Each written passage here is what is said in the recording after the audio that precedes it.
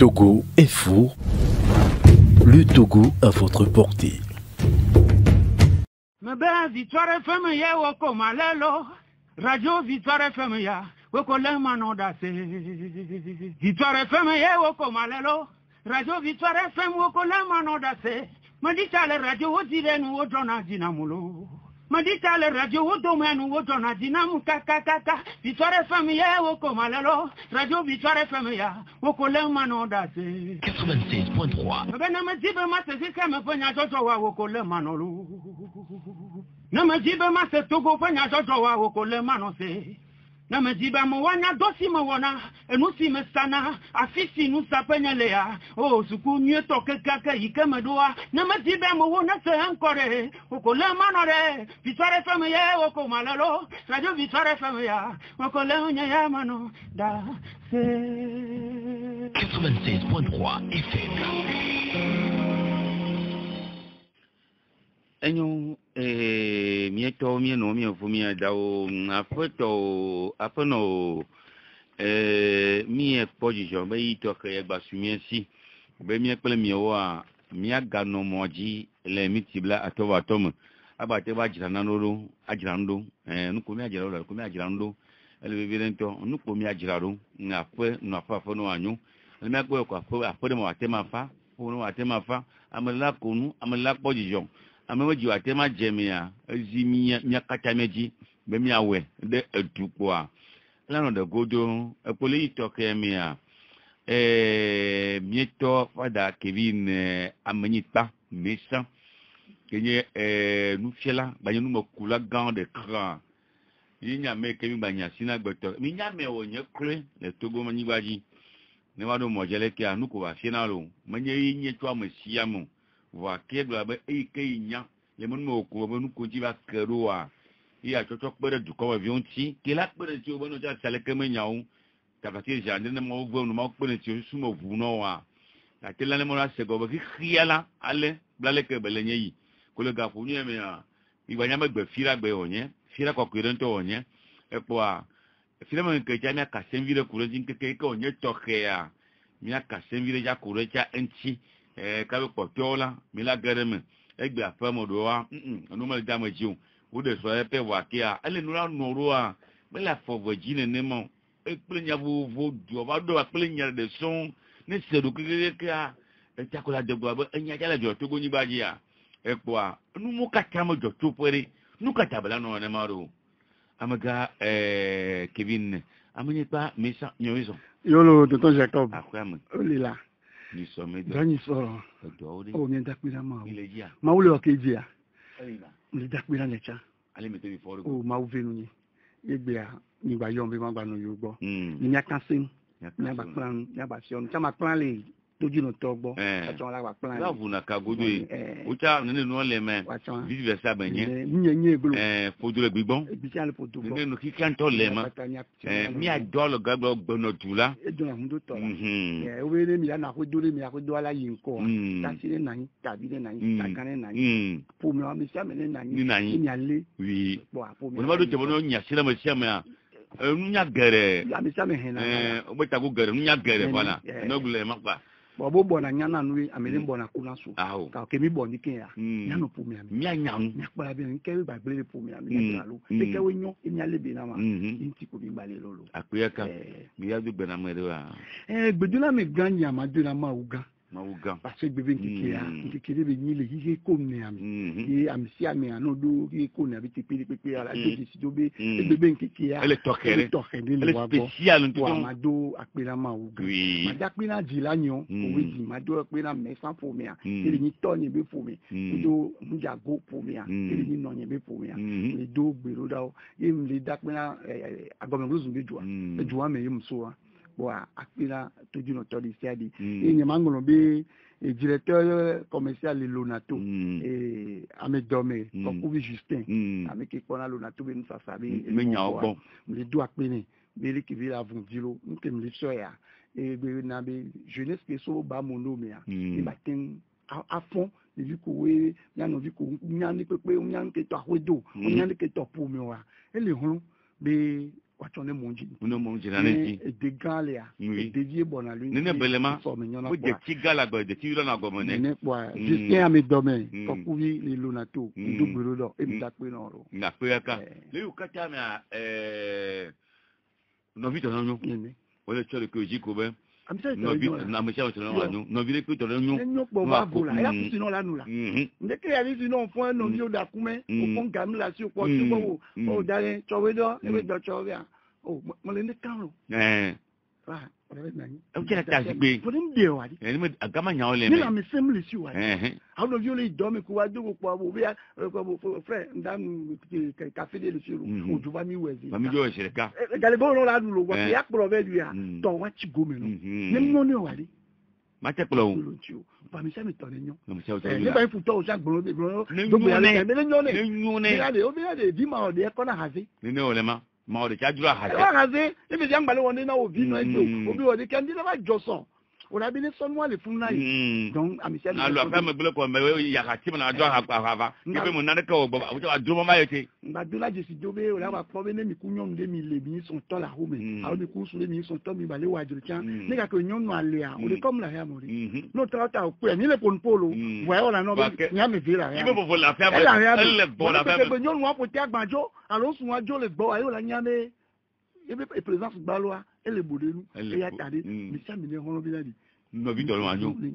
Nous n'est pas là, vous. Nous vite dans l'oignon. Voilà, mais les blombés, nous vite en noir, il y a été bléa à nous adagé. Nous ne gapa, mais là, nous, voilà, que le tuer le collier. Le collier, le mordi bobo. Ouais, bébé, qui a, qui est Victor Hédé, tout le monde, il y a un roman catholique, qui a une qui veut véler, on blénatio. On s'obligeait.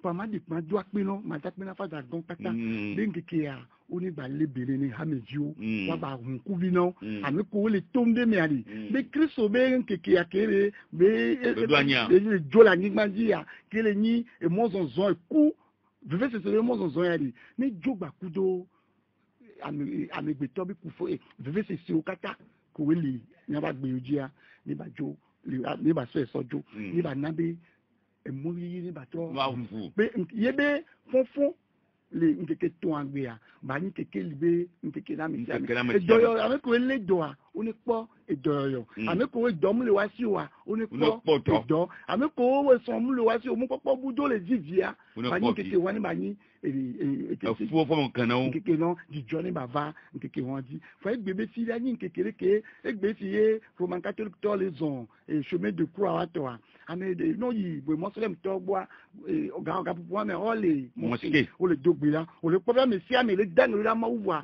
alo le wa e le mo vovoji bo ga pupo me no de kon to gba o le so guna vodure o la po be o le ato e mo se vovoa si la besoin on la pobe et nous tiens on la pobe adambe nous ka pour que une chaleur de lait veut se serrer les on le tourner mais yo dio amede o dio li ni be chaleur wa mi yo la pobe mo ko divanto yo mo bo se na tami mo be énergie que la nigbandi ngbe de le vague énergie ina na be o senti la caractère wa no va me ko nya mi nyedo ni oh non, je dis la béatia de Dieu. Parce que de dire il a, regarde nous na wami. On a têtu, on a capricieux, nous kodoa yona. Va vous to donya na ponto, o jona de kajo jona tu bejento.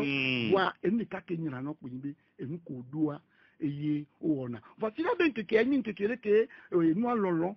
Et nous avons cola ou bedola cola ou l'on la genji et amène alors nos vies on la genji amène yé nanani le fil avec qui dit et atane on le dit be relation harmonieuse dire non et quoi mais le domaine et qui a ni qui cola fa ko ina maou et dans la ko di ba ou la khone ne be ko fa asona maou to no voix ne o jole qui a dia de vous ko jole qui a dia on ande on l'on a bien la famille même la home voilà gbame wa ko lolo na bi yanbo paso nya me de ke o atire na mo kwa amenyero ni ba wa be philosophie na mo mse na wa be enyago me kabo de po buna be o critique non o buna bo le tetu o buna no so nti wa no do wa me amentoni wa be enu wa be nsuwa no on bo na yale nyonu ba paju no nto we ona nu no ko le wa me ye lo to kele kwa o lo na me fida gbe ya me bro fida gbe vin lo na me ami adaji même de ka ke nyina na wa lo lo ke le dime na wa le ko la ti dégager lo yo la so fi ono vi ye no vi la po awo lo lo to nya me a on ten de défiant manière pour la so défiant et manquer non bon ma de kuku lombe on est ja ba ku ma ba me ndebe le keke ya ke nyin keke koko yari on est so nebe barakele wa bi caractère me on est so kongbe ne nyele baba ni wa ja agbare no ju ofi da gbangba no du hala disio egba no du no le du ha be na la ni ko no ni ko kudo fetri ani je àwọn amo anvie no sugbo amo china ti lo wanti sugbo parce que be nu dia oba dia le kan oba dia be nu no ku ya eze ma be ni la don va pe ndele me de spécial envie ona yeta ona éviter on ba no donu je ndokusumo o te do examen on ba do ndokusumo on ba no donu yibo zamo o te do ndokusumo parce que viviti ba donu yibo na ma possible ndokusumo kala ba ba donu je non donc ni wa te di wa be énergie akwari ma wala be wanu fi la gba nkeke nyere be ni nkeke nyere be voix msele nkeke aji bon e wo no ji o fi la gba ngbe no la o le Christ be mondia mi bio mi jagba ni ato yi bia kaka bible na pala de le ke o lo na fi na me lo tadi chaleur wa ke le de ba gbe dia wa didi poto ye gbe nkubi bundi nkubi bada o ne didi le de je jo lo de poto Ola jakuloti le décor métier mi bien se mele ko lona file na meroma ola lo file na mebe énergie ke le amera bedie nkubi polo na di amonye amochira telontia ni badidi garo me ne ba ichoma nyambe evayo amelo nyanu ngba onu acha ola blonde wa wewe parce que on le clan isolé les non la tie isolé la oral et que clan na quoi msende le wasi wa mawe nao yo on voit manga de kuku no jo fi ya viwa o do lien le fudo jo da gbezio on éviter na etobinya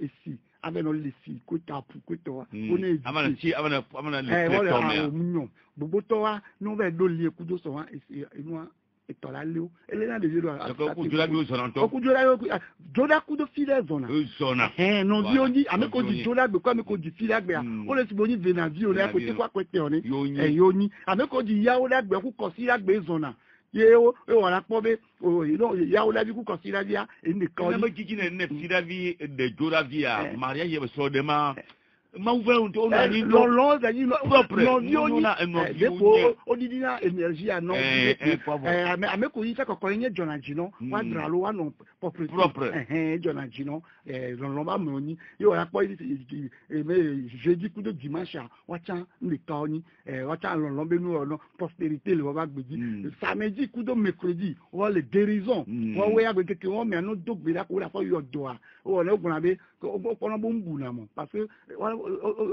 to nya owunu kwa ko jolo e mete ye bede chile ko ngone zikatu kula kudo enwa memela viwa on nya ototo ne di vile le ngba ko po a ti vérité na di bo brother gbe viwa oni mo male ke énergie ko bana ngba ya magie ndwaro suna ngbo magie blanche enu ay gbogbo ko gbe na mo o suna gbe na bo sina tami ami ko be comme na abla ko to oui baba iso l'unique on de be akogovi oni amere mu le yo si olo yo nto pa ka ko se na pa se no ala mele mu le si o ye nto ye von wa gbe le wati nya ma gbo be amele wati wa no vi yi jora gbojo wa no vi kula gbe ka se ko si la gbe wo ngba no po re ko be yo nya kogovi olo wa gbe a fi la nke nyi no vi ko ji fi la gbe apina ni ni alebina e neto Christ to roman catholic to bonne fête nani nyawon ti donye enyo le nyamanya wa gloma zare ya kle de tu nyama ke ya le gloma jiji manya le me ale ko aji amuru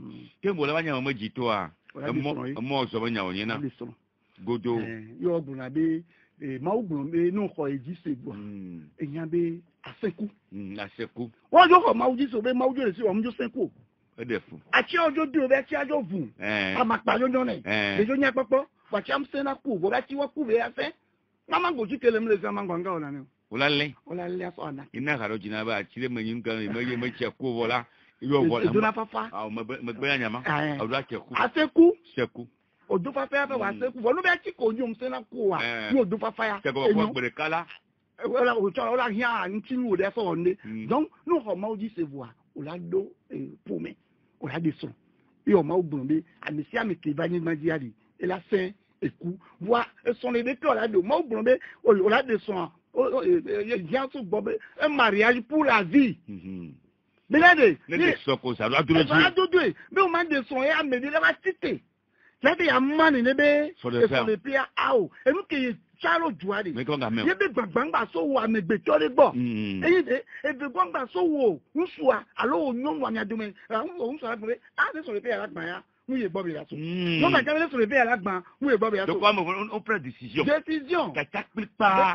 Ma to gbanyon. Ma to ta gba o. Bon, n'te ma bien. Oui. Mais non nos fidèles nations. Ne sont ça, nos fidèles non les n'y a pas mais de confiance sur son nom dit. Nous n'a jamais de confiance sur le Dieu quoi. Voilà, nous confiance sur la durée qu'elle a nous ici. Il y a de confiance pour une longue durée. Oui. Moi va dominer aller. Mais avec son les mariage exclusif. A dominer nous de pépé kudo et soin. Nous sur le pépé kudo et soin. C'est-à-dire et bien on a anaïnation de cas bombé nous sommes accueillis au diari neni et nous et pasina mo akpo obe asiko non mais be sont des anti et quand moi va bien sur les déwade neni mariage vivant à belé non eh ben sont des permis mais là ni ame viade au bout de ame côte yo so wa be dia vite yade mais quand you wo adapo ko ve pe ade letelo de conti e wo chanyon me kera kada pu yo nyon ko ve pe ade telo yen ti mi kimi ato zun ke o nti la le ka bi mi ame de gato bova nti la le ka Christ to la te pe les Genèse 2 verset 24 là on la te point ti abi ya ke ma ugbo so de anti pa wan se so de wan ti mais là ye mi no duade ne ve so de anesti ne so de anesti développer ne mi aten ade eke mawuda situa ke be so do miamia no atima de atima cheku kuso ke mi le doit nyateno na gbele son le plan mais il est capable de surmonter toute difficulté ale ke kukela ba no chan il a tout les mais ne crise de pe va chan il a tout les voici le problème de son le plan nani son le peu réel pas le vrai il était vrai qui peut son épée pour agbeli il son épée de l'eau moi va y dire le problème son épée nani son épée que là na qui a metonji parce que nous vont bien me beto bien nous mettre omi o be am et bien le corps li bien be et am li mais esprit li ni mi de soin de nous avec corps ku so avec corps on est de wa non c'est comme yimbe o nyon no ma gbe la so be gba gbodondon ku yo ngba na yin ku nyon ku ne ga me boya sukwa livra plane a fait be nu ye parce que ne mi je so pe agbe wa le nu mi ade et corps on tone non nourri parce que wa cha wala yo ta oduna yo cha oduna yo bombé elle est obligatoire maintenant il a respecté devoir conjugal loin parce que mariage a dit union sexuelle et moi à ça maintenant avec de quoi on va bombé là mais avec mariage a dit et moi unité mentale de sa sentimentale mais avec l'on de cabe mais avec talo djinu que nous soit de soins dit talo djinu que mi de soins ya divia mi de soins il y a un dollar dunia toi oui c'est-à-dire objectif que nous soit des soins objectif en elles ont l'eau et mon kadi nous cours sur nos dog bereka même sur les dog bereka non pour nous on attend pour nous parler on est ce même langage nous maintenant nous akpobe wa mezia on le construit ndeka voilà même construire ni ndo wa nyame mi ku dogane lo mi amevia be dodome et là sur le plan et va ngena oui et tongwale o be gbongbon ke pro wa agbedo ade ko gbongbon ke pro ni o na agbedo ade gbongbon me ve won ade o ne no de ka no le o yo mo be de son o ya jo yi enu baptiste un so la jo yi gbon iwe ni mle dogbe yi mi abe so ba mle mo le kajo an no mo ka no wa to gbera ya me dia le o e le so agbe won we jo hallelujah so le ji avec me le ko ni ya me won me so le penya ta e la forme gboro gbogbo re tolo donc bene mi we are mi no dogbe da lo ju kengbe ayi mani amlani kengbe afo kengbe apanko ni pepe gbedura ni no mo le kaji ni pepe ma gban ni be son épée yato on le peut là et moi mais quand dit là va non va moi ça le bon mais ne mi de nyano non bon ye onyonu ni ku su mi de nyano ali mo bi so bobe ale nyonu bobone o son nyonu e nsuwa si le vele ko bobona Kristo ha one se ko bobona church ko mo le yi ali bobona so bodo e biobe o nsu ne so bobona ware so lo fi ke jia Tonne. Sonne. O nous bobo na so. Nke ni so ale jiri bo le po. Bo ye o so po ma te lo nyon wa. Ti je ke so cha o le gboro o le lo yan ri. Ko so le be lo lo so na esun wa. Nti ijole nke la Ijole. Amul be la to le mo. Ya ira le mo flefi. Ku che ko hia. La to le mo. Ti je ke be se ku are. O le gboro me e wo vi. Ko le di are. Amekuwe cha.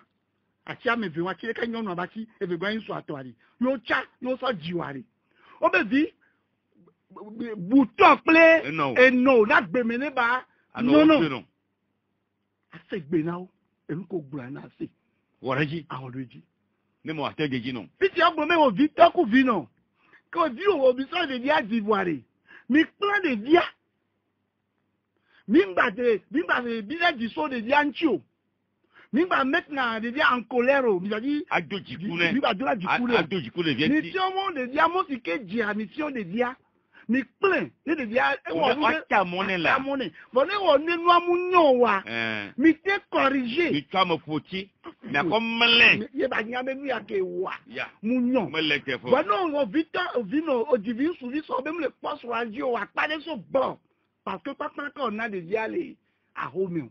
Et au vignon, et vignon, sous coup de vignon, midi, vignon, nous vit, mais il a souvent les gars, faut béa, à pas les sauts, il y a bon, parce que pas que, il n'a de dia, que de dia, tant que c'est allé, mais t'as follow les dia, que du coup, elle est, silo.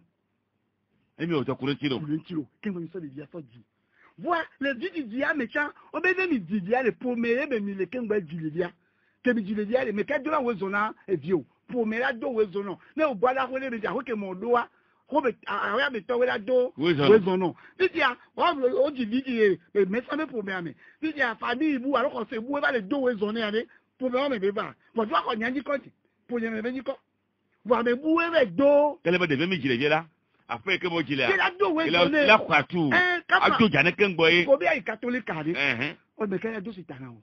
Fadai. Wezon be do na o ko batema. Ko be ai be to ji so yala. O do wezon no e la. No be do set le men techa o na cérémonie de baptême do ko no be yo ko afolasi o. O gbe o to zu yo be amidi lo. Ni se be yin wa pour me la we. Ni pour ya so. O ta gbon be ne ko je ma vive ni va ma wo so mi dala me le gba ni pour me wa be ni mi va pour me ma me la le. Pour me aller Tony Code d'Alonia, il est deux Jessie Domi, non, mon dit produit vital, Vitiari, qu'au pas goa, au pas vital, il y a vu qu'on a vital. Donc, nous, il y a des diarrhées, quoi, on a mis que bon maouda, des dialogues. Ya. Nous, pas avec la même assemblée de Dieu. Nous, qu'est-ce que Dieu m'a assemblée de Dieu? Nous, quoi, je sais pas, les choses. Mon ami, les bons bébés, ni famille, à Hama, par exemple, famille, je sais pas, parce que je dis famille à Hama. On a été malade pour m'aider, pour m'aider violé. On a été sur pour m'aider, pour m'aider violé. Moi, c'est même si les femmes en bas au mien. Donc, on a dit la parole, mais bon, on mais violé. Et je suis là, non, tu es ni coquelle. Agbejino. On a tout quoi de fait. Na Zandia, on a des affaires, il y avait de vie à son pour moi, mais na me les dents, à me les coups, et ne doit pour moi, mais à quoi doit les barrer, et gaoler d'eau. Yémen, quand on le tout dit qu'on s'en a. Quand on les donne, il y a beaucoup de services au monde, il y en a même nom de famille ou même prénom. Bien sûr. Maintenant, on peut jouer le ganganga, on peut avoir Mario avec Bédémia. Nous sommes non. Au nom de famille, on dit. Nous sommes avec prénom. Parce que je suis moi, on va venir quand on peut passer. Nous peut passer. Ami mon corps. Ami. Pour me réveiller. Pour me la colle les talons. Pour me la colle les talons. Les nids. Donc, pas au bombé. Vous voyez des vidéos, les vidéos, mais on va on va la deux wezona wari. Qu'on la deux wezona wa. Si quand on a de la robe, on a wezona. À Bougain. À Bougaïla. Non, on a pas mis la robe. Que par exemple, qu'on a nié, on a dit le dia, on a noté là, bon monde que le dieu, et là, bon valo. Am on a tiré là, bon monde, mais. Ne pouvez pas tout. Si il y a des diacs bana, il va d'abord bon monde, il y a dit, j'ai des tocos bon, avec baptême, au de diato, au de wezona. Voilà des vidéos bana. Et moi, va faire un bon matéto. À Bogalabo. Il y a un mot, c'est à quoi, non, vraiment, c'est. Au bout de la vie, quoi. Mais il y a un petit peu de tout le monde. Moi, je dis bien. Tout le monde. Yo ça dort. Ah, d'accord, on est au délai, j'ai ainsi. De lui, elle va gagner. Kudo, et toi, Bougama. Ah, moi, tu as beau Tu as tout. Elle ne pas. Elle sait pas. Elle dit que va où, mais va toi, va où, mais elle ne pas, va aller. Mais quoi, la vie, ok, oui, il faut nous mettre tout. Vous l'avez bien au couteau. Vous l'avez bien au couteau. Du moment où, à bon moment, le. Mais, pour avec toi, Pas, alors, on va faire pas. pas. Qu'un bois. Alors, on n'a pas mal dit donc. Yo, Bombé, quand il y a des sous les vies, non, mais le monde est banal. Qu'il y a un problème de l'île, à Bédine. Et il y a un avion Maouga. Ben, tu es Il y a un des vies à Bougala, nos Badjaleke. Oui, il va faire pas mal. Quand même, qu'on va là pour boire. Qu'on pour boire, on peut mener au pour boire. N'a beaucoup pour. Et toi là, avec la reine, on a tombé en Yokbana, on a tombé, mais on va boire. Non. Quand même, né au défendu là qu'on pour boire. Ah, que moi, et de dire, tu as 5 mois. Mais toi, on va venir considérer l'eau. À Nigba, on a dit, viens voir. De dia, et je sais. Oui, on a pas de ton Jacob. On a pas de la de l'eau, on a la route de Miana. On a des fois, on t'a dit, quand il faut dire l'eau. Voilà où est l'Afrique. On a dit, il faut dire. On va le conji. On a bien servir. Ça nous allait plus pour là. Si ballon pour ça, on a deux là. De dia là-bas. Si il y a quelqu'un de dia ou deux là, de valer, il m'a d'après là où il y a. Est-ce que millionnaire? Il y a bien c'est. Et moi, je sais où là.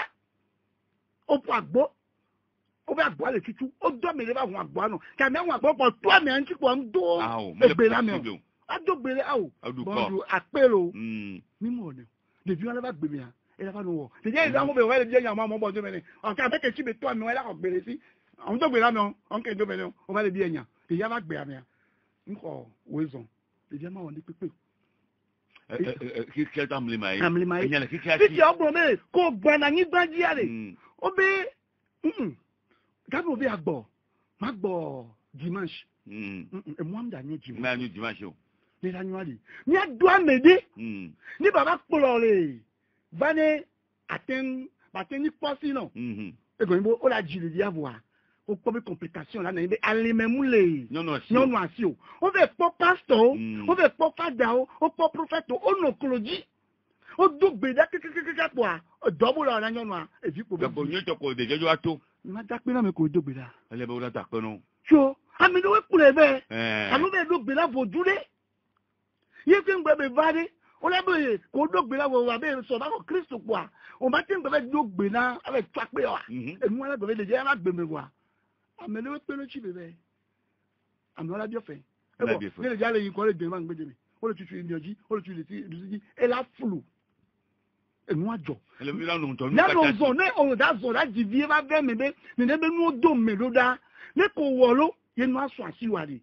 Ba be do ape. O gbon be ken gbo la ju wa me le o kakala dana no. Ken gbo to egu be nu wa. E bon be o ze pa. Yo va a o di. E zi fa pa ba to ba o me. Tonton, n'avait tout. Moi, quelqu'un. Va que les vajou à n'y voir. On t'en trône les bonbons mais. Et ben voilà des gouva biwali. Et vino. Puis on a pas vino ko be ze po ya po. Ne le kaka senti na be. Que puis là. Que puis là. Ndegleli. Ndegleli là. Le via tout pa ngova. On dit abade. Wa to tu e pali agbejina de via. Wa to pole to agbogan. E na mi de gbogbo ko odo na wa no jiwa. E lo ba gbe me ko mu odo so enti le bonbon me nyelo wa. De via mo na tana. Wa ba gbe. O pe la. O ba gbon be. Debi ke be ni ba awe do mi abe de vi wan ko ji abe. O pour vous que be o va po a, on se que o va po a be. O se abe o la so do pa na yi. O va gbe be. De via ma yi po parce que ye ko Christo. Fait Dieu c'est bien allé. Ne be via ma te yi pa o, il y a pas de la sans déception. Nous te la te so à remplacer à tout moi. O so na nu nana. Quoi? Au play. Quand on a un bébé, on a on est là, mais on est plotané. Voilà, on a bon les play d'aller. Et play d'aller. Au play d'aller. On est. Et bien, nous avons Christ, mais quoi, il y a que nous avons pas faire il va dans l'institut dans les gars, tu pas mais quoi bon. Mais tu pas même pas où me veiller. Ni pas où me aller. Et bien quoi tiens, on a donné bébé pour la manger, on va do pour mais à me bon. On fait do pour mais la mer bois et le bébé, oh greffage, il va dire oh non les bourgeois bon, c'est non marché. Faut pas gâcher temps. Moi, tu es au Léoré, Vodou mauvais le vodou ando ni kudo Francine Odo. Et les le greffage non. La Chiledi. Na tetchenyo. On est fait que quoi atia ba ku ala ti ala me que atia ba sa ti aso. C'est quoi là et que me le domena o. Pas. Ope. Yo la première fois qu'on veut donner gbera ti o. Ni hunu aba ku a o janani. O la tu gbera. On est battu que o janani la parce que ati munju o we ko non na le non la. On est apo mo la ni o ta mele bi apelonchu pelonchu ma lo yin kudo pa ko do mo wade pelonchu be yan parce que ne ba janani. O to la fa. O de pa fa. E go nbe ke mu la si o be na ti won ba mu a akodo me e ke la ko continuer la mieux. Il ne va pas me la monter que va dire. E ba dire parce que mu le racine to mu la ni gba mo e mi o la mele toji. Même a timi la timi. O la pa mi lo church ya me ko le church ya me o ko Kristo e no la ni wa be me père spirituel là que fa le pasteur aba ku kwa alo papa da aba ku kwa o la pa be jan parce que non mais ouais Dieu a bien l'autre ouais John we que me quoi mais qu'un dolio mon ami pour me yari ne be de la ouais on est so do lie kudo pour me o me e janye o mu janye o na to kure no ba ko mo le yo to wa no ya tabi ori o yo to alo no yo ta si ori o yo to alo na no ya o yo na ji o yo na gan wa de o yo to alo le pasteur avec ku mais quand la yo le pasteur wa tete ne mi préparer les agbemo et moi tali o parce que o greffage no yi ne ta ti vie de greffage quoi non la agbemo ko nyo be ya be jola me ba ti di ari na ti ya ba lance o me ari o ta ni o tu ko lo ati ari tepe ko do magole o yo so ati o le chiasi we do be bele no e moi le jo kele nya gbo la gomeja to je ke ba do la gomeja ti dia ko le so de manya me ko mi potole ya mo di ba bi egbe mo keke me a agba futi menya kele gbo mari egbe mi po mi gba tele mi gba le po me ma en mo ton to o ko egbe gba le po gba abe gbogbo lo po ni wa kuri ko so po ni ngba le sugbon ajira to wa sugbon fi po no po meje de na aforansan donc le yade no be dogo nyonu be dogo nsu ari abe ko ijila o ne o do elevation wa we yin agbe de ko nyonu ke yo be ya polo ba yade nyonu wa be de zandoa alo su te be polo ba yade nsu wa yin e ba ka ja fu ke o le gbola no be ku e ya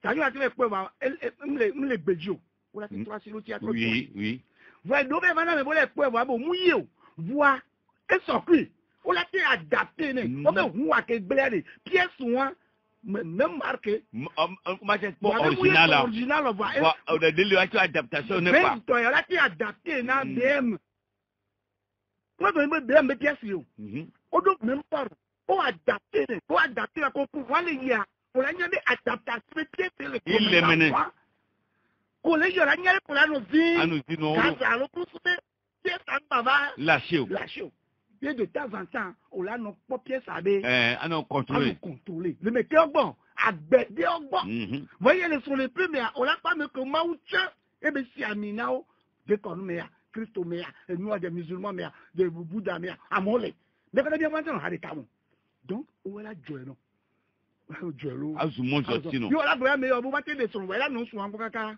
exactly de nyama mo ba yi wa gbon be mami le gbo emi ale ke le gbo wa inu asu an kaka de ko ba chire mo de ko kunyaga ko kuto kunyaga la mo o plene na me on l'a ajusté on l'a adapté pour elayi donc le changement de pas le métaux yo blanc et do le la gbogbo ne yi tourner gbo wa do pa ne e bi abe pa ke wa ma te do pa wa me on est pas keke doit alors le cronio et doit poto ne le ke ja be la do me o adapté on a pour pas problème on a venu nous la hasi to ko ni ma nous na suwe o la dia ma no bo voilà venu nous papa ça là do de biwa de biwa de biwa le church ha me nko be wa o de musu 8 semaines no bon anya korani igrejo church pa mo se le na ma musu de ba gbonje o de so le church pa me o mu le nu 2 mois o le da kon aka 17 ans voyons jamais un soulajo ebe ma jogo ma voilà to joa que nous avons un nom qui est le divio.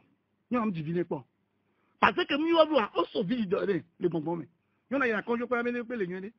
Moi, quand nous avons des ATL qui parlent les azogéa, et bien pas de un. Nous sommes à Gadialo Djine. Les gars, il est pas vide. Donc, nous avons des compatibilités. gbogbo me po ne mo me pata amale go na ke le jike ke le nyage ke a o ba je oji to kunu ibe ji pe voilà de quoi quand de kachale mbadu di zon le o tourner depuis 2020 il va de 2021 on va pobe on la pobe ameko ya be mamisio ne mamisio janiku amegansi ko to wa nko wa ba ko do gbaran ne mi je si mamisi ya be ku wa je be honu fi kebe wona mle nko e gbaran ngba yi na nko ija nya abuja yin e go si parce que nke ti bi egbon lo yin be ne mi le yo be mami zona wari e vi me li na mami o abe li mami be mami zona ya awo o be mami ya to me dan e ja ke so e apu me alo to ke le sa ta donu apu e dan lo mi le de vi la be anya be pu me ke me so ari mami boju wa ele pu me ani ni ko la be we a jo ya we do mi e po ti se o la e dan ke ji e ji o ba ni e dan via wa be lo si o pe ni le e wan gbo ani agbon bo bere ye te be ka ji dai o le be li na le ti o le li de vi o mami ko lo ba di gba me ke be mo ko be apolo vi ko no le wa lo fu ko to ko le be e la bi na yo e so mi a o la pe problem ke ba no e dole le baba ne be nko ni mami si o wa be vi o ma pona so de no e gbogbo to lo ma pona vi ji no gbogbo to lo le do wa o ma pona do no gbogbo to lo ni anyonu baba no do nyonu be ha ma don su be ha gbogbo to le ana su fe fopo ele ko ka mo cha gbegbe oh ntu kle ntu e bi ani so a ni tom fan vi e ni won sisi na e ro ko entre be nu ke mo e ke ji le ha be e nu ke le wo ya be ngba yi de vi su vi be ni wọ́n ní wọ́n fẹ́ ti ẹ̀ tó ná àmì gbọ̀ngbọ̀n ẹ̀dọ́ náà gbọ́ má gbé tọ́ ẹ̀ o ń jẹ́ ìrántí àmì ẹ̀ o wọ́n ní sọ ẹ̀pọ̀ ẹ̀ wọ́n dín gbẹ́lẹ́ gbọ̀ ń sùn vi o káká náà pé ẹ̀tọ́ àná kékeré yẹn má gbà tó la vi zo ní mi lè ní àmì ẹ̀fí yóò vi ẹ̀lẹ̀ wà àná àkọ́tà rẹ̀ pu ní àná mi tẹ́ kúrẹ̀ ìkọ́njí yàtọ̀ tọ̀ lájí jìrì wọ́n pẹ́ bí hormone féminine wa kìlá nábẹ́ yóò bẹ fọ́ọ̀mù lánàá sí ya ní dídí àrè ó ní augmenté hormone quand mais on a développé il me la met le corps là na be non la non mentalité on la dit que ngbo ogbon me toi alors ni nsu be ni be ba to anu toto be ba to non be forme de loi on est augmenter hormone masculine wa que la na be corps nsu be non me et la gardia sinon elle va do begbele moji be la conséquence au bana gbogbo be enua ameko ni mami o be ba mi zono alo chamba zona wadi omulini abe ojú wọn ló abe plani mali lójú hun àti tọrọ bẹ wọn tẹrẹ àwò ní ọ̀la kó wá fọ́fù jàjọ́ à ń tọ́sà yín májí bẹ́ẹ̀ nù à ìtọ́ ọba ahọ́mẹ̀ àbẹ́kọ̀ ọ̀nìyàn àhọ́wọ́ àmì àdì ní sàmbá bẹ̀ yẹn yìí nọ̀wé ní wàá jàgbá wá fíọ̀ ní wàá wọ̀ lónà kó bá jí májí kó sọ iná òjò sùn àrì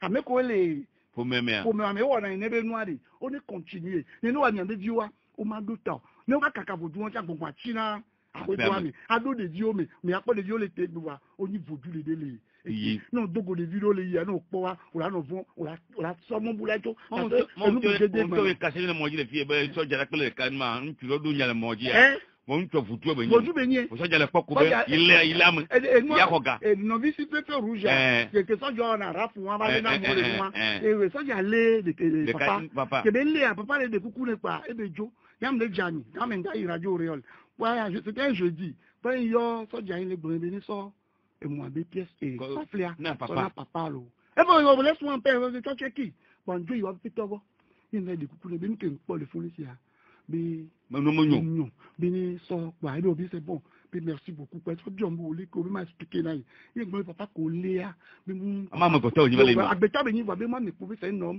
spirituel bi pe ki papa le jadele papa le mo le ke wa e be adwo fu tolo nti le jade bi ndanyo wa ebe je vais gérer ça pa yu e pa bi ko safia le si yin to zon yi papa gbo po e bi so safia ni papa pe yombe e vie baba na mbika e mi ye gbo pe be agbebe si ya ndi no le ya ne bu ko ke no ye gamla si o la se wa asaye so se ro o se lo wa no ya mele bu ke no ne bu ko ka fa no yo la sa bo wa asaye akose asose ro se go ile no gbono ti be o da wa si ja ku mo alola ti ja ku hun va bo onewa va onele church pa mo no ke mo o mte ndo ga ke la o le be nu ade no ku wan ble wari la ya gbo no le yi o po to apá re kari ani awa ye atu ti ja de kwa ko ke no e gamla si o la se wa Asa ye ko selo. Ale venu. Be enwa ke so na ma.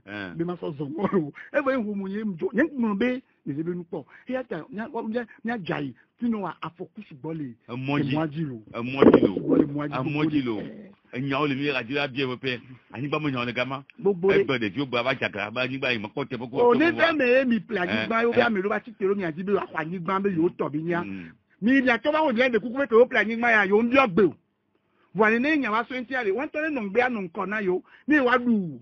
Ani ma be nya jiro. Ame ko ti tero nya mi fo abe ni ko be na nya ba ho be.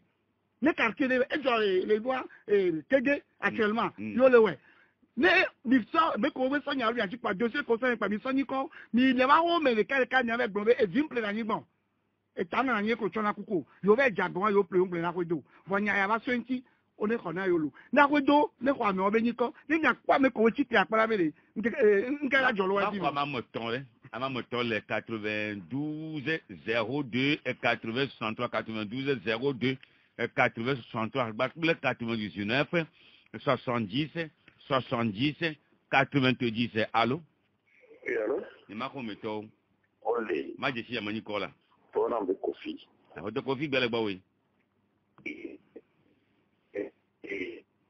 son toi non me ko ni ko nu je kale ya o yiri mi ase e ti ma ko si on est pas là il a dit tout là et moi même les communication était zovile vous avez bien pour c'est déplacé ça va un peu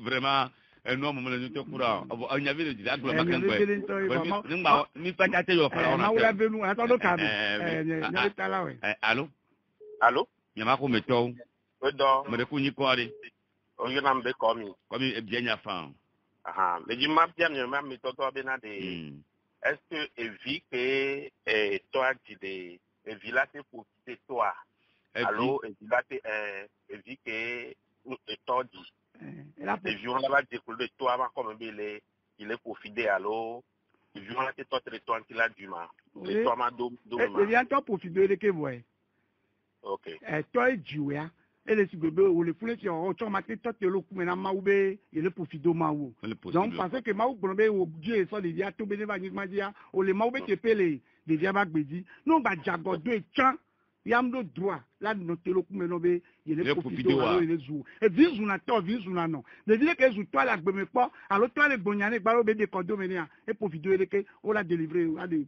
zo gbe fun ala gbeji ne so ke gba nu la jolo victoire dia anya victoire cha wa gbe no wa to gbe la ye be jila de gbopo ejo ko nya adu ti ja vraiment ne de ba le après a ne yo mi a gbo te le orienté le nyu allô ni ma ko meto ole la mi Jacob ni ko wari fodo akego fodo gbele gbo we let up yes Christ père tegbe amen enyo vivi na ntoro no ji si dagbo bon la fun me ma bien de la tira ejo enya abien vo kare be mo no ala le keto oni me sego mo ri ne ma ko le a te trova fa ne ma ko de ka to kare wi allô Papa Sibiti. Mon directeur. Papa le café marima. Fonyoré. Les amis font l'eau. Agbagbe a. Egbele gbo papa. Mi le nu babla me. Mi le ba le bi na tom. Ndogbe na mi abe togbe bubu tolo. Ne kwa gbe na lo. Ne na mi ebe numero, ne gboro ne togo vio. Togo to. Be amedole o le gbule leke ya le gboro. Bene bi eto munyanya gbogboro ne ya ebi do droit la pon kumene be mujopo ye be gboro wa ebi ma se tonu wa no jibe nu le na yin le nu yana wa odo la buto wa ameko le wo school benu libro me a ne gboro na o le radio de o le gboro be ebi a o eto ya mu ke be yin o ne mu onu de agbanya ma vien lo awon via zo che ya be Munyo, mi school, mi boso atidolo, o le po alo mena mi bo amule wo do mi le wo direction bega. Agbena mi, nena mi numero.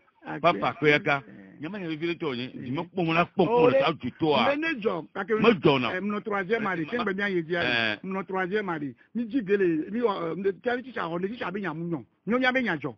Wo ke directeur ava de yo mi be nya be nya jo lo. Voilà. Ti cha be yin na mi. To be yin mi. To be yin ya fo gimi ame wo na mi. E be mi be yo mi be ji lo. E gbon no. O le mi le ma. O fo gimi ame wo na mi. Fo ken lo yo mi be nígbà bíjù èso de mi le pour dominer nínú wa èso wa mi lè sùkúlù àbọ̀ mi máa tẹ́ bá jù yòó. Elle a des fous mi ton. Oui, allô? Allô, bonjour monsieur Jacob. Dajo après madema. Oh, konoma. O me ya pe un pack wa. Oh, nyalo kagodo après. Ele doji lo. Yo, dajo bele kwa we. So kaka ni sale se nko ba nyele du kamera wa re. Yebe ma dogbe no. Akpe aka. Dogbe na pada lo. Akpe Ele le di nya pere. Edo te pere ke nya no poema. Enyo la bele. Dogbe na papa sibiti lo. Papa sibiti kwa gono tokere. Akpe aka dajo. Eiza dajo. Merci beaucoup. Oui, miaka la mo de kare kwa re. Ni mia chok bono na te fu nya tala mi de kwa no wa te parce que nya mi lo fi elo e bi mo to mo nya mo wa e bi bono na to be re ma kwa me ke mo wi allo nya ma ko me to ole mo de ku ni ko wa de fo do ko en fo men fo men e bele bo we aw mo ma do ni se na le do kaka ja pe na pa ja no apela ni achalo ani se sinani ne de okuare to Jacob oui ma de ku do le ji numero la nyawa la me ji numero bebere la anu ke bila ware no kama la funa kwa ola chono zile ka asia mbara no kama la funa kwa ola chono yo eima izare Okobe eni ke mi le blon ya. Ya ga la mereke c'est bon. Ama kotema. Oui, allô? Allô. Nyama ko meton. Allô? Allô? Madame Sielo. Va la trova, la trova. La trova, on ne sait pas. Elle va. Oui, je vais vous la trova. Pour madame si trova de Kawakona me dit bien nema. O bi na de. Apete me mi le ade. Ma de kukuna de diko. Nya to do tra ko wele. Yo jagodo wa to. Tengbo ba ji mi are. Ni wa chan o le de kuku. Ni wa to. Ni vilo de toju ya jabra. Ela. Umu ko apartment. O efipode wa ke wo papa oji. Ko je amo ko jo agbete o ton za la pe mi bayo. Nyaima. Nyaima. Mu ni wo to ko ta o lo. Bua o ka fa odigbo. Etokpo alo digbo akwedo da for ke mele mo le te pe ola alo oponyonu ko de a nyonu ejivino le ko fo osopo e cha hina gbegbele won ba e ja meji o don na meji o ka nyonu fo cha nyawo o le mo nsun po na nyonu mani ebule nsun so po na nyonu to mo buji ola po nyonu vuade no va gbe metie yo omde nyonu omde nso wa mla gbe me o na me be mdaji a était démenti là. Il y a les bleus. Parce que les bleus mon long. Non, les filles to va. Chico de coupe pas mon. Ba yemi le train. Nous on est monsieur mais elle carré coupe mais. Wari mi la jaba babina de. Amelene na nde enu ajoso na me. Enu janalo ameji. Bon matumo ko yaji mafionu vino bientôt wa Dieu les. O ka na fumera. Me kemele po. E sanu ka oye. Enu janala. Janala. Alors de tu bele yo le bébé mais ma do agbevile. Non lui. Mato agbevile esele ba fandi adasimato anu la ko tele gogogo re ko la gbedu na du yazo po ma de kula to jinu to ni adi ko le sukulu o da ye examen a mo ma ya ne examen be game do da gugu wa e wa to be camarade ko ku o le ju agbogbon le wa mi tatata o perturber no la no plan no wa e no ma no tamina nti onu ya be apari po ngbo we dia fian so ni abe gaze o ma o ga o ba papier ke ni so yi toilette ni atuezo wo mi ma to la ni gbon mi lo e ko agbade mi alo zingi alo neji ni mi alo poudre ni mi lo poudre le ni di huile d'olive ni akodo eji po ade mi yo no si alo mi di ami kolwe ami le ko da naturellement wa o mdue ejewa ejemelemu domi kolema nya mi ja mi je kolema domi kolwe alo nemi ko mdo nya akwelodi kwale de dia na mla examen ani ne no si kengbera no mla ni oui le examen ga mi o so ame gango cha o wa me lo le do ti o le gbon be ni ato we ave we le do nu po na lo no si ami wa alo de vide le kwa vi ko be fana zame afakita tami wa sisi le alo de vide le po be gbogbo le gbo e gbogbo le perturber tami wa sisi le gbogbo ma tin gba lo kora mo e tu na fisi le koranti boa de via e la te plan e be nu normal si ti ala to bi omo abia ouverture examen ke le yare e mo na hu na ene yayi nuka gba te to ko ma de karo ko vere ko ya ko awu besie nsemna be 2022 a de ameraku adoka ve na ti kera kwa be asugbo o le yom e jole ndor gbogbo re amo yo na mo no ja ko ta pa cha me je ga be ino tenu du yin de video me to ka ve va e bi no be yin e to ka ve e ku le dia gbo e le jo gbe si be yin neto to zo na nse wa o la tutu obo ne wo ni wa gbon be o nto we do ka ve ku wa gbogbo fún ọmọ ẹnu ayé ẹ̀bá ẹ̀kẹ́ndà tí ó bọ̀ ló ti yà ní bẹ́ ní wà olè ọ̀dọ́ lè dọ̀ àmúlẹ̀ zọ̀n yẹ nínú ìgbìlà kristo tọ́ lápọ̀sí bèbè ẹnu à ìsátànà bẹ́ẹ̀ ní wọ́n lè fi ọ́ àwò yà sí mi náà pìlà ìjẹ́ òtí pìlà ìjẹ́ 100 francs òtí pìlà ìjẹ́ 200 náà bá dẹ̀ bá dí àjẹ́ àmì ìjẹ́sán tẹ̀sọ́ mi tẹ̀ hún ẹ̀ náà yẹn dẹ́ àjẹ́ àgbọ̀nrẹ́ wà lẹ́yìn inú nàìjíríà lé ọgbọ̀n àwẹ̀ àjí 3 comme elle est naturelle là nous naturel tim les blancs et très bien côté allo bah il n'est que c'est ma ou te deux directement nous y a besoin fabriquer ou quoi na il carrefour akko ayalo banko so akwa mi je le kadi e ve go ma ko radio agbon be dani e tamle si il a so nyanu le sukulu il est onina ita no le de moto ro namta al nkuvi mu le si la pomo ni na nkuvi alo mu le si oni na alo afo mu le si oni na afo susu mu le si oni na susu ko le ji kwa agbon wa me ko edu fe do keke la ni gbaji ye na be enu mu le su le si ola oni ho wa be nu lo e ba so jalo kemo ko la to jare ajo ya homi awo examen ngba we ndokusu me awo examen autour de 22 heures so yi nenu ko we pe ma kiri kale mo wa ne bi be on to planu alo doko le wo le odo wa nyele voyez o ma réussi o aje ano de koto o la no godo tu bi ke da si we la so si o pe lo nya to gboto ko kwa cheleke ne ju ma grand ya gba no ken boy de jo examen gamna to so a ya gba no nya no to ale be ni ya akpare de jonti fi examen ja menya bi lo parce que des vidéos les années passées à des vidéos là ni on y enfant spirituel des vidéos correcteurs ngaya de dia na ya ti cha ko do devoir amele gba pare ka le tion le gbongbon mi de dia o 20 sur 20 donc le copie doit de dia pare de dia no do ta gupa nu po le no ma ki ta ko ta do e de dia do correcteur no na enunchi de dia lia ma gbo be o le ti seri e no na sukulu ko be ba no ko ka e me la ho me ahome alors ko pour que ka ya galon quoi e ka ila na pe ka me ba de dia na nya e la no po e ka e me ne be de dia no odo be bravo e yo vole gbogbo me to pe je de dia mle odo e de dia la mle nation yebe esprit spirituel là et pour ne nivel ici on a pas de dire on de dire la mele na kayo yebe ange wa ke polonia et la de lo dire pas de dire na famille polonia pe no et tout ça na kayo ken avec nos plans bo manyami na ne guide de le dire si le bon alors il y a qu'on soit dossier derrière des points dossier la filia bon là il va do wa o me we je ça na bere ko pa su ko so ngba te on de ko mo yenyi ko do jama te o to be sukulu pele nyanu voinu ete nyanu la endele agomone nya ko no ba o 91 55 05 72 91 ça va dire 91 55 05 72 mouvement 98 30 50 99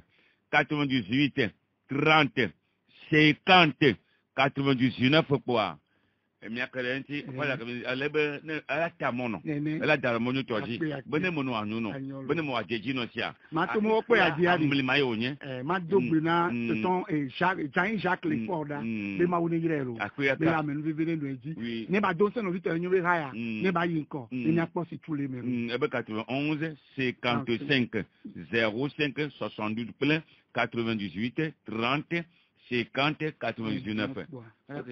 Oh, to nya pe. Azabo kona milo. Bo kona uta. Ya keke mia no du. Ye Christo be mo ya kebele zon. Ni ba zon mo de mia bi job vun.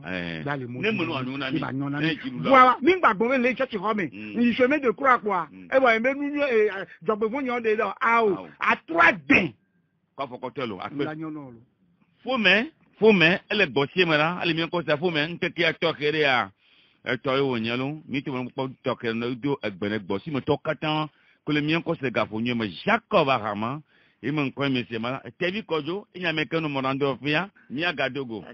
Bye bye.